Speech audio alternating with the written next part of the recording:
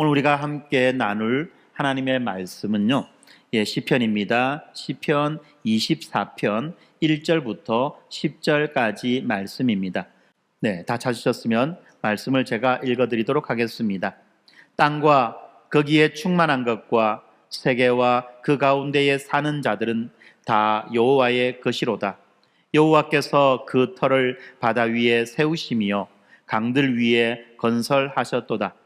여호와의 산에 오를 자가 누구며 그의 거룩한 곳에 설 자가 누구인가?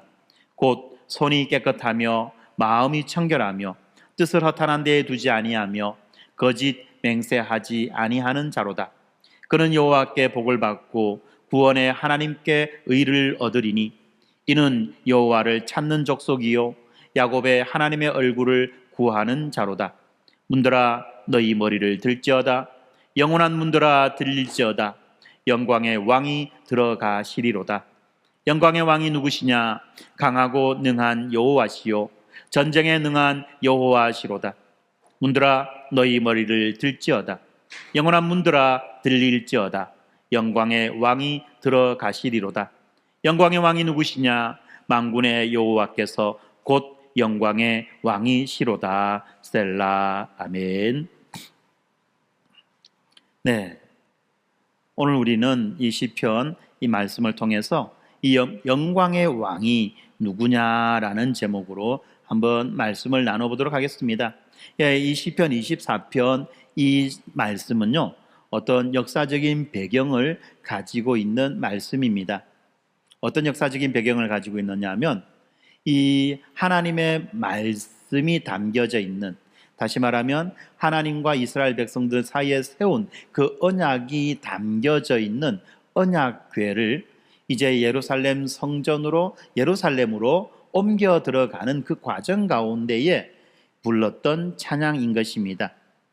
이 언약궤, 또 다르게 표현하면 법궤라고 말하는데, 이 언약궤, 법궤는 바로 하나님의 임재와 또 하나님의 그 약속의 상징입니다. 그래서 이 하나님의 임재와 하나님의 약속의 상징으로 이 성막 안에 있는 이 지성소에 두었던 아주 중요한 그러한 이 기구였습니다. 성물이라고 말하죠. 그런데 이 사사시대 말에 엘리 제사장 시대에 이 블레셋과의 전투에서 이스라엘이 이 언약궤, 이 법궤를 블레셋 사람들에게 빼앗기게 되었습니다. 사실 이 언약궤를 들고 나가서 전쟁에서 사용하는 것은 하나님께서 허락하신 일이 아닌데, 이스라엘 백성들이 이 블레셋과의 전쟁에서 밀리게 되자 그들은 하나님의 능력을 빌리고자 하여서 하나님의 그 능력을 빌리고자 하여서 이 언약궤를 전쟁터로 들고 나가서 싸웠던 거예요. 그러면서 그들 스스로 생각했습니다.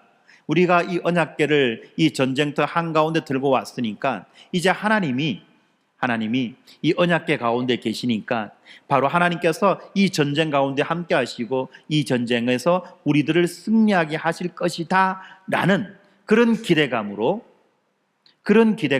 이 언약궤를 들고 왔던 것입니다. 그런데 하나님은요, 지금 이 전쟁에서 이스라엘 백성들에게 그렇게 하라고 말씀하지 않았던 것입니다. 단지 이스라엘 백성들은 그들의 자의로, 그들의 임의로 이렇게 생각했던 거예요. 하나님의 뜻과 전혀 상관없이 이 언약궤를 마치 승리를 가져다 주는 도구인 것처럼 그렇게 여겼던 것입니다. 여러분, 이것이 하나님을 바르게 섬기고 하나님을 바르게 이해하는 방법입니까? 이거는 하나님을 바르게 섬기는 것도 아니고 하나님에 대한 바른 이해의 표현도 아닌 것입니다. 왜 그렇습니까? 그들은 기계적으로 생각했던 거예요. 하나님은 이 언약궤 가운데 함께 계시니까 이 언약궤를 들고 오면 하나님도 이 언약궤를 따라서 이곳까지 오실 수밖에 없는 것이고, 마치 강아지 목줄 끌고 어디로 다니듯이 산책 나가듯이 이 언약궤를 가지고 오면 하나님은 이곳에 계실 수밖에 없는 것이고, 하나님이 이곳에 계시니까 이 전쟁에서 우리를 반드시 승리하게 해주실 것이야. 설마 하나님이 이 전쟁에서 지게 하겠나? 라는 생각을 했던 것입니다. 이게 뭡니까? 부적 아니에요, 부적. 부적 아닙니까?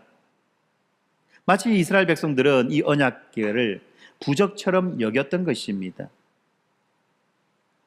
그런데 우리가 알고 있듯이 그 전쟁의 결과는 어떻습니까? 블레셋이 승리하였지요. 그리고 이 언약궤를 빼앗기게 되었습니다.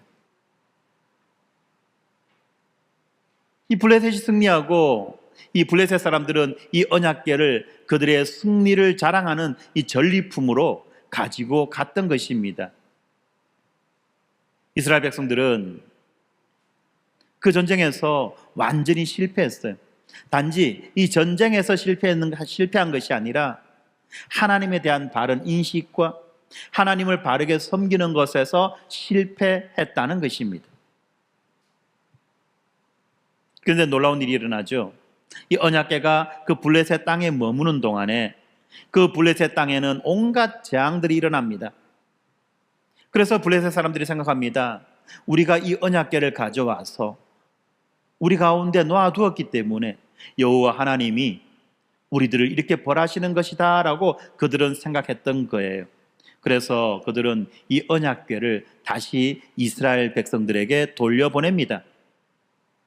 그렇게 돌려보내는 사건, 여러분들 잘 아시고 있는 그 베세메스로 가는 그 암소의 이야기입니다. 아직 송아지의 젖을 떼지 않은 베세메스로 가는 그 엄마 소의 이야기, 그 이야기가 바로 여기에서 나오는 이야기입니다.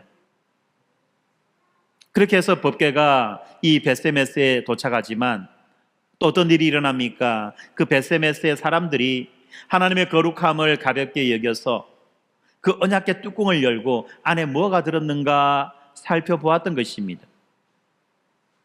언약궤는 사람들이 함부로 손을 대거나 만져서는 안 되는 거예요. 언약궤는 무엇입니까? 언약궤는 지성소 한가운데에서, 원래 언약궤가 있어야 되는 자리는 성소 안쪽에 있는 그 지성소 한가운데에 있어야만 합니다. 그리고 이스라엘 백성들은 1년에 한 번 대속죄일에 선택된 한 사람 대제사장이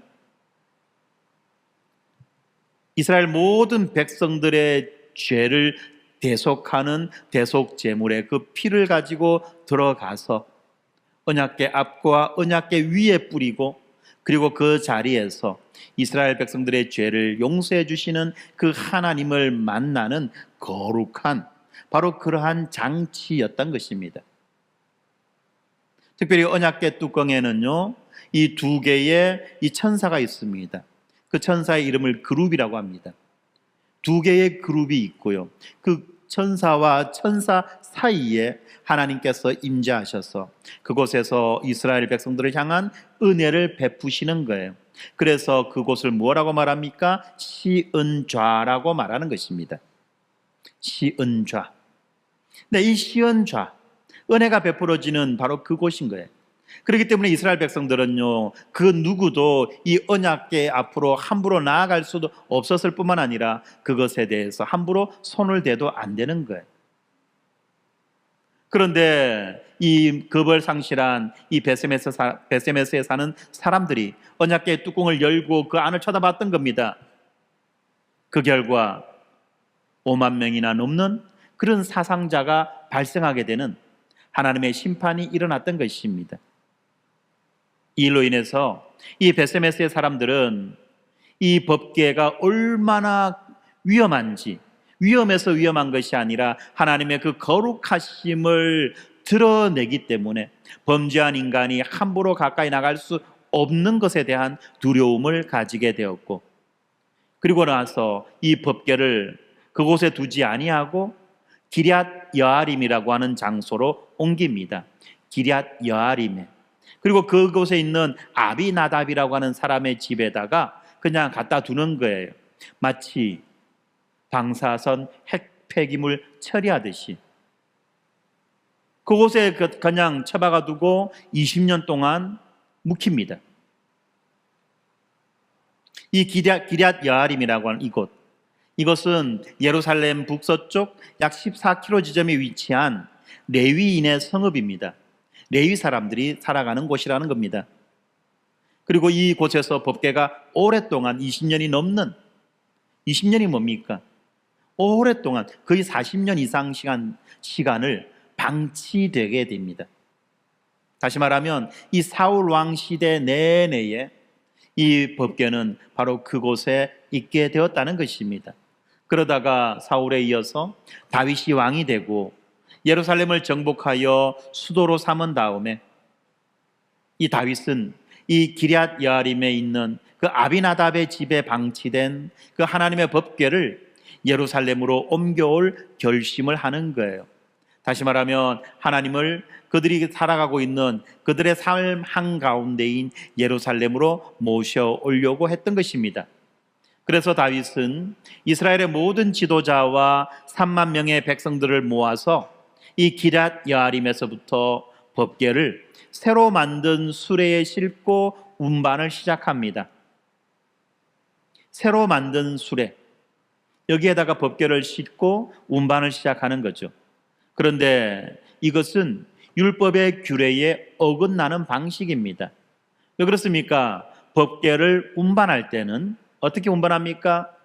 이 제사장들이 이 법궤의 그 네 기퉁에 있는 고리에다가 장대를 끼워가지고 어깨로 메어서 그 법궤를 운반하는 거예요. 손을 대지 않기 위해서, 법궤에다가 손을 대지 않기 위해서 장대를 끼고 장대를 가지고 그 어깨에 메어서 그렇게 법궤를 운반하는 것입니다. 그런데 다윗은 이 하나님의 율법에 대해서 소홀히 하고 자신의 생각과 자신의 방법으로 이 법궤를 운반하려고 했습니다. 그렇게 해서 법궤를 운반하던 중에 소들이 날뛰게 됩니다. 소들이 날뛰게 되니까 어떻습니까? 법궤가 이 수레 위에 실려 있다가 흔들흔들 하다가 떨어질 위기에 처한 것입니다. 그때 이 아비나답의 아들 우사가 이 법궤가 떨어질 것 같아서 그 법궤에다 손을 댑니다. 그때에 하나님께서 그 우사를 쳐서 죽이는 바로 그 일이 발생합니다. 하나님께서 우사를 치자 우사는 그 자리에서 즉사합니다.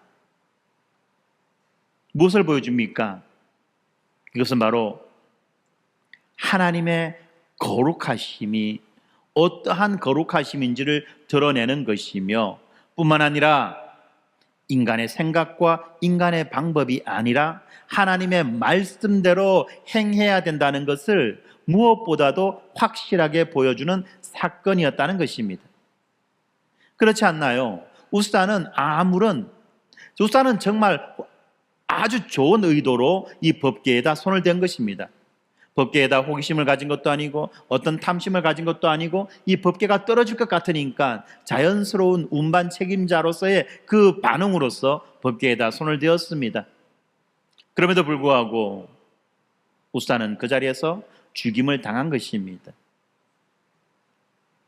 어떻게 보면 하나님이 너무하시다는 그런 생각이 들지도 모르겠습니다. 그러나 그렇지 않다는 거죠. 그것이 바로 하나님의 거룩하심의 정도라는 것입니다.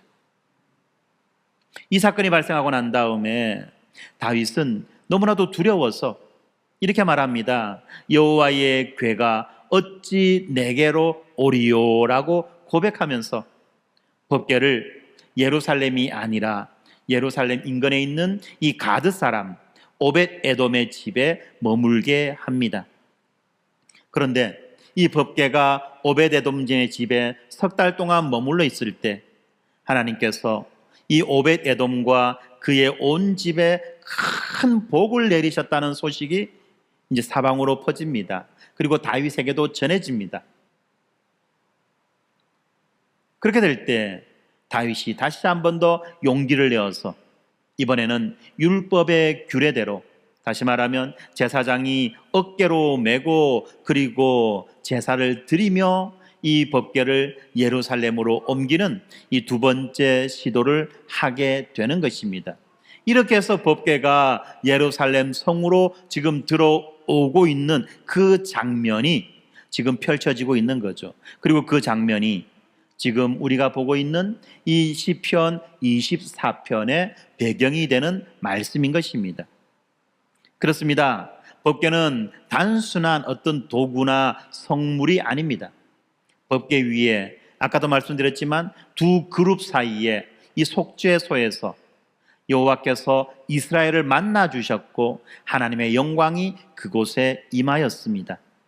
이 법궤가 예루살렘으로 돌아온다는 것은 만유의 주권자이신 하나님께서, 만물의 창조자이신 하나님께서 친히 그 도성으로 입성하시는 역사적이고 영적인 놀라운 사건인 것입니다. 그런데 이 기쁨의 순간이 또한 동시에 두려움의 순간이라는 거죠. 법궤를 옮기는 그 길에서 아비나답의 집에서 새 수레를 이끌던 소들이 날뛸 때에 우사가 법궤를 붙들었다가 그 자리에서 죽임을 당합니다. 그러자 다윗은 충격과 이 두려움에 사로잡혀서 어찌 여호와의 궤가 내게로 오리오라고 탄식하고, 그리고 이렇게 탄식하는 이 장면은 또한 이 레위기에서 볼 수 있듯이 아론의 두 아들 나답과 아비후가 하나님께서 명하지 않은 불로 하나님 앞에 제사하러 나아갔다가 하나님으로부터 죽임을 당하는 바로 그 사건도 생각나게 해준다는 것입니다. 하나님께서 지정한 방식이 아닌 인간이 임의의 방법으로 하나님 앞에 나아간다면 그 인간은 반드시 죽임을 당한다는 것입니다.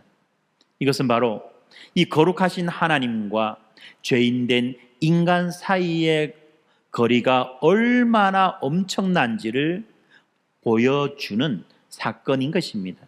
뿐만 아니라 이 사건은 우리 각자가 하나님 앞에 어떻게 설 수 있을까라는 아주 심각한 질문을 던지는 것입니다. 바로 그 질문을 시편 24편 3절에서 이렇게 말합니다. 여호와의 산에 오를 자가 누구며 그의 거룩한 곳에 설 자가 누구인가? 그렇지 않나요? 창조주요 만유의 주인이신 하나님께서 임하실 때 그 앞에 담대히 설 수 있는 인간이 과연 있을 수 있겠냐는 것입니다. 이 질문 앞에서 죄인은 이 에덴 동산에서 범죄하고 난 다음에 내가 벗었으므로 두려워하여 숨었나이다 라고 했던 그 고백과 같은 고백을 할 수밖에 없다는 것입니다.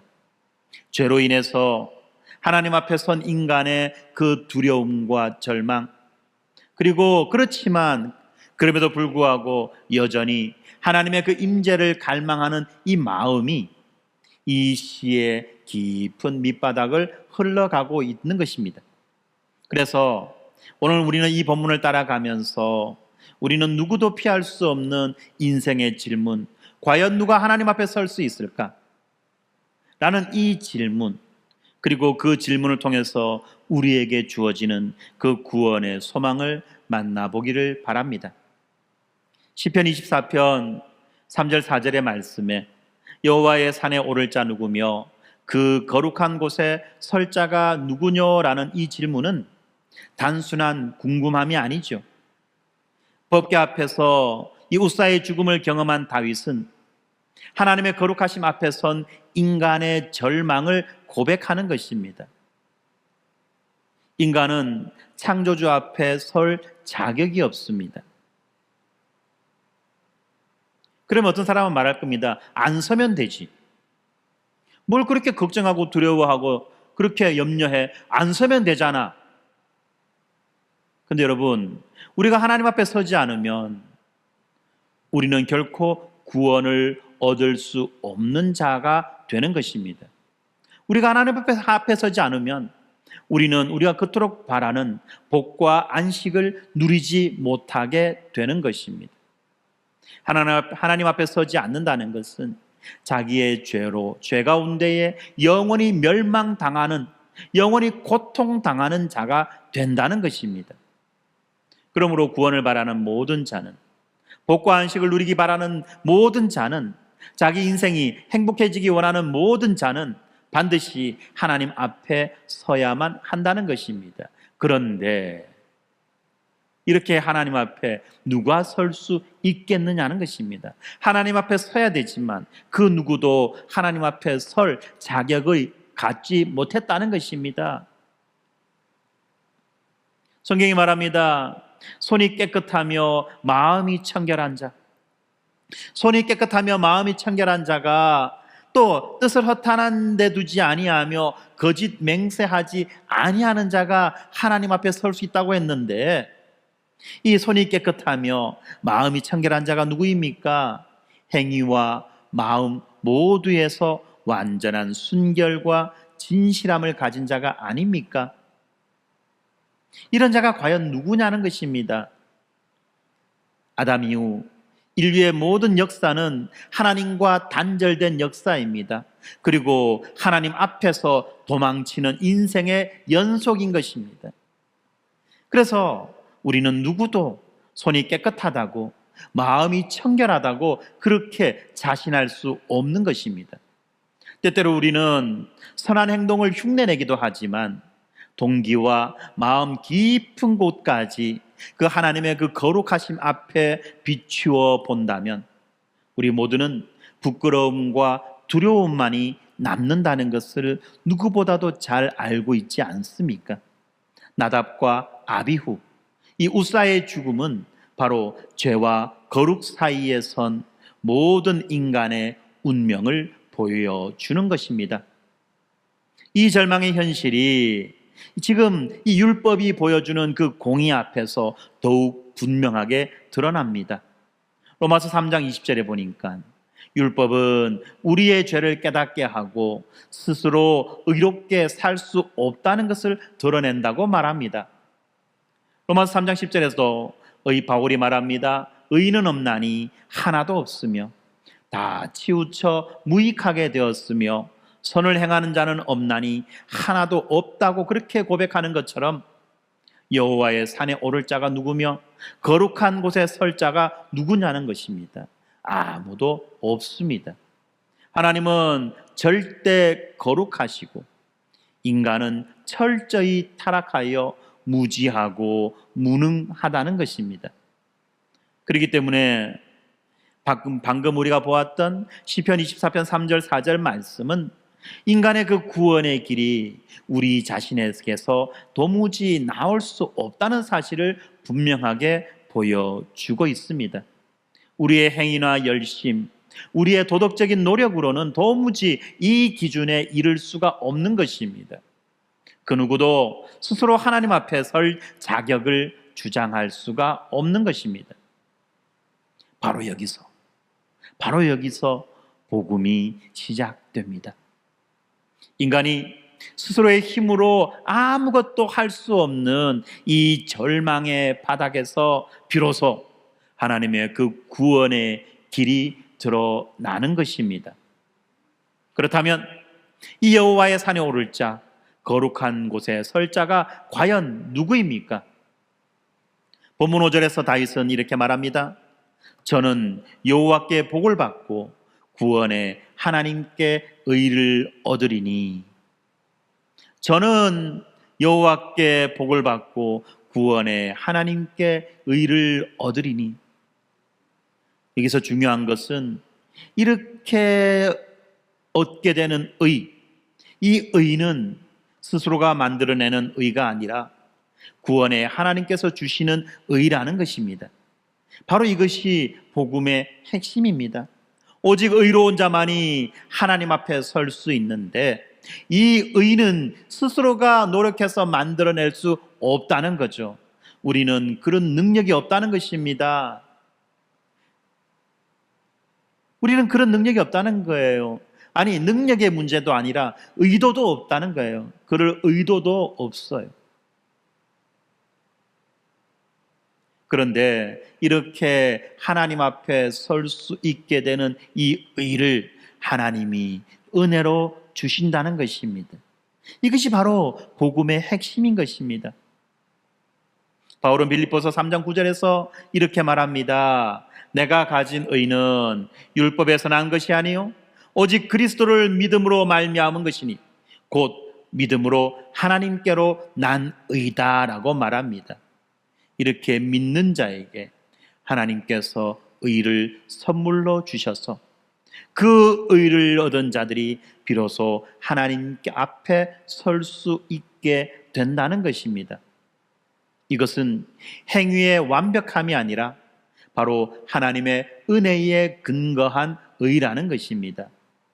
그래서 우리는 하나님이 자기 아들의 대속으로 이루신 그 하나님의 의를 힘입어 하나님 앞에 설 수 있게 되는 것입니다. 오직 예수 그리스도의 십자가 복음, 죄를 위해서 죽으시고 부활하신 주님의 그 대속만이 죄인에게 새 생명과 의로움을 선물하는 것입니다. 이 의가 아니고서는 그 누구도 거룩하신 하나님 앞에 담대히 나아갈 수 없는 것입니다. 그래서 오늘 본문에서 말하고 있는 이 손이 깨끗하며 마음이 청결한 자는 자신의 의를 자랑하는 사람이 아니라 하나님께로부터 오는 그 의를 사모하고 구하는 자인 것입니다. 하나님의 은혜로 새롭게 된 심령, 복음의 빛으로 비춰진 인생이 바로 하나님의 얼굴을 구하는 자 아니겠습니까? 그래서 민수기 6장 25절에 여호와께서 그 얼굴을 내게 비추사 은혜 베푸시기를 원하면이라는 이 말씀처럼 이 은혜를 사모하는 자가 진정 하나님 앞에 설 수 있는 자라는 것입니다. 하나님의 얼굴을 구한다는 말이 무슨 말입니까? 그것은 바로 하나님의 인도하심과 하나님의 임재하심과 하나님이 주시는 그 은혜의 빛을 갈망하며 살아가는 삶을 의미하는 것입니다. 이 삶은 자기 노력의 결과가 아니라 그리스도의 십자가와 부활에 참여함으로 얻어지는 선물인 것입니다. 믿는 자에게 주어지는 선물이라는 것입니다. 어두운 데서 빛이 비치리라 하신 그 하나님께서 예수 그리스도의 얼굴에 있는 하나님의 영광을 아는 빛을 우리 마음에 비추셨다고 고린도후서 4장 6절에서 말씀하시는데, 바로 우리가 이렇게 복음의 은혜 위에 서게 될 때 비로소 거룩한 곳에 담대히 설 수 있는 것입니다. 이제 본문의 마지막 부분입니다. 마지막 부분 7절부터 10절까지 말씀은 시편 24편의 클라이막스라고 말할 수 있습니다. 문들아 너희 머리를 들지어다. 영원한 문들아 들릴지어다. 영광의 왕이 들어가시리로다. 이 반복적으로 선포되어지는 이 선언은 실제로 예루살렘 그 성문 앞에서 이루어진 성포입니다. 왕이 성에 입성할 때 성문지기와 백성들은 서로 묻습니다. 누구를 위한 입성이냐, 누구에게 문을 열 것이냐 하는 것을 묻고 또 대답하지요. 그렇기 때문에 본문에서도 말합니다. 영광의 왕이 누구냐라는 질문에 대해서 시인은 대답합니다. 강하고 능한 여호와시요 전쟁에 능한 여호와시로다. 만군의 여호와께서 곧 영광의 왕이시로다. 지금 왕이 자기의 성으로 자기의 백성 가운데로 들어오신다는 것입니다. 그렇기 때문에 문지기를 향하여서 문을 열으라고 말하는 것입니다. 그렇죠. 이 여호와 하나님은 단순히 한 나라의 한 국가의 신이 아니십니다. 이 여호와 하나님은 아까 1절과 2절에서 보았듯이 우주 만물을 창조하시고 역사를 주관하시며 죄와 사망, 악의 모든 세력을 이기신 승리자이신 것입니다. 이스라엘이 경험한 출애굽과 다윗 왕조의 그 승리와 영광은 모두 이 만군의 여호와의 능력과 영광과 은혜를 보여주는 모형인 것입니다. 하지만 이 시는 단순히 과거의 승리만을 노래하지는 않습니다. 구약의 모든 언약과 예언과 승리, 그리고 다윗의 왕권은 궁극적으로 메시아이신 예수 그리스도에게로 나아갑니다. 예수님께서 예루살렘에 입성하실 때 이스라엘 백성들은 호산나 다윗의 자손이여 라고 환호하였습니다. 그렇게 호산나 다윗의 자손이여 라는 환호성이 터진 그날, 참된 영광의 왕이 죄인들의 한복판에 임하셨습니다. 그리고 이 영광은 예수 그리스도의 그 십자가 고난과 죽음을 통해서 완성되었습니다. 에스겔서 43장 2절부터 4절까지 말씀에 이런 내용들이 나옵니다. 여호와의 영광이 동문을 통해서 성전에 들어가고 다시는 그 문이 닫히지 않을 것을 예언하고 있는데, 이 신약의 마지막인 요한계시록 14장에 보면 어린 양이 시온산에 서고 구속받은 성도들이 그 앞에 서는 영원한 승리의 광경이 펼쳐져 보입니다. 바로 그런 장면 가운데에서 일어나는 이야기라는 거죠. 문들아 너희 머리를 들지어다.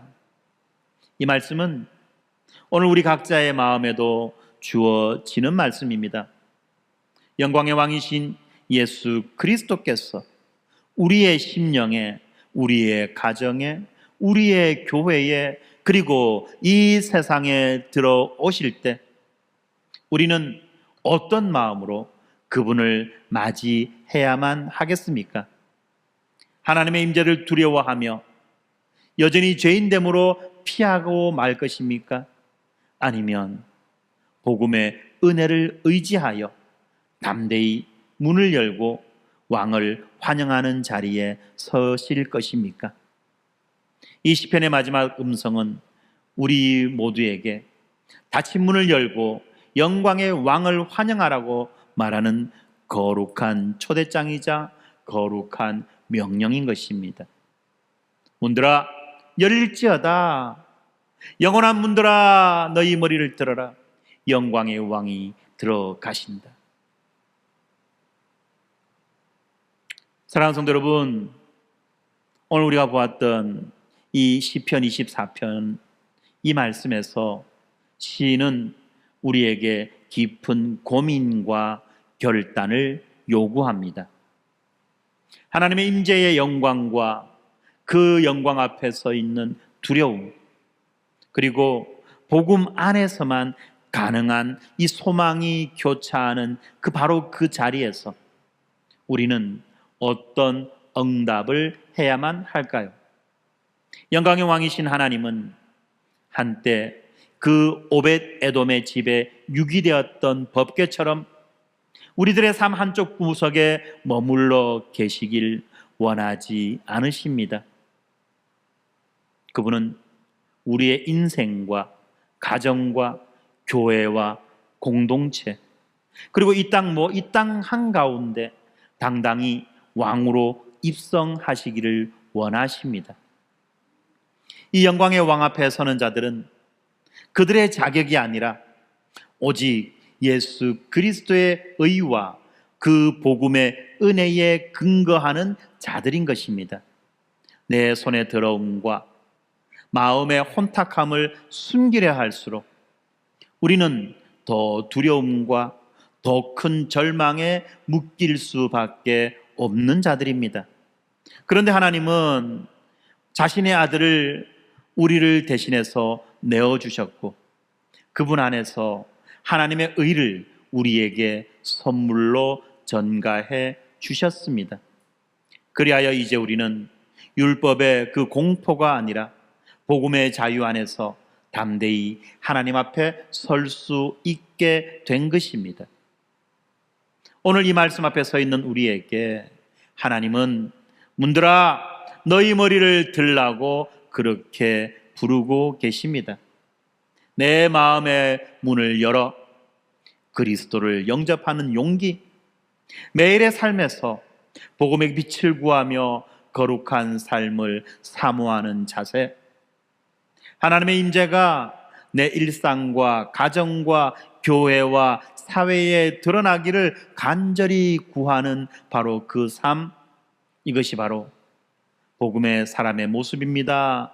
그리고 영광의 왕을 맞이하는 성도의 모습인 것입니다. 우리는 이 영광의 왕을 세상에 알리는 사명을 받은 자들입니다. 세상의 어둠과 죄의 현실과 그리고 인간적인 절망의 한복판에서 영광의 왕이신 바로 그 예수 그리스도의 이름을 우리가 증거할 때에 우리 안에 복음의 빛이 비치고 하나님의 나라가 확장되어지는 것입니다.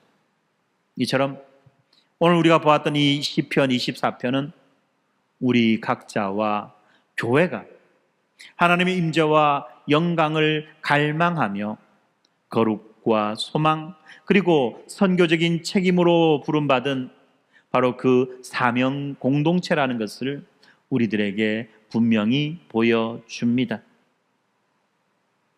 사랑하는 성도 여러분, 오늘 이 시간 문들아 너희 머리를 들지어다, 영원한 문들아 들릴지어다, 영광의 왕이 들어가시리로다 라는 이 말씀에 순종하여 영광의 왕을 향해 우리들의 마음의 문을 활짝 여시기를 바랍니다. 복음의 은혜로 담대히 하나님 앞에 설 결단, 거룩을 사모하고 하나님의 그 임재의 기쁨에 동참하는 바로 그 인생의 길에 서시기를 주님의 이름으로 축원합니다. 영광의 왕이 우리 가운데 충만히 임하시고 여러분 각자의 삶을 통하여서 그 이름이 높임 받으시기를 주님의 이름으로 축원합니다. 아멘. 기도하겠습니다. 거룩하신 하나님, 영광의 주님, 죄로 인해서 주님 앞에 설 자격이 없는 우리, 손이 더럽고 마음이 혼탁한 우리가 어떻게 거룩하신 주님 앞에 담대히 나아올 수 있겠나이까? 주님께서 독생자 예수 그리스도를 통해 구원의 길을 열어주시고 저희의 의로움이 아닌 그리스도의 의로, 저희의 공로가 아닌 십자가의 은혜로 이 자리에 서게 해 주셔서 감사합니다. 주님, 이 시간 저희들의 마음의 문을 활짝 엽니다. 저희들의 삶의 중심에 왕으로 오시옵소서. 그리하여 우리의 가정과 교회와 그리고 이 땅 가운데 주님의 영광이 충만히 드러나게 하여 주시옵소서. 주님의 임재를 사모하며 거룩한 삶을 추구하는 성도들이 되게 하시고 복음의 빛을 어둠에 있는 영혼들에게 비추는 증인의 사명을 감당하게 하여 주시옵소서. 우리 가운데 임재하신 만군의 여호와 주님의 이름이 높임을 받으시기를 바라고 또 바라나이다. 거룩하신 예수님의 이름으로 기도드립니다. 아멘.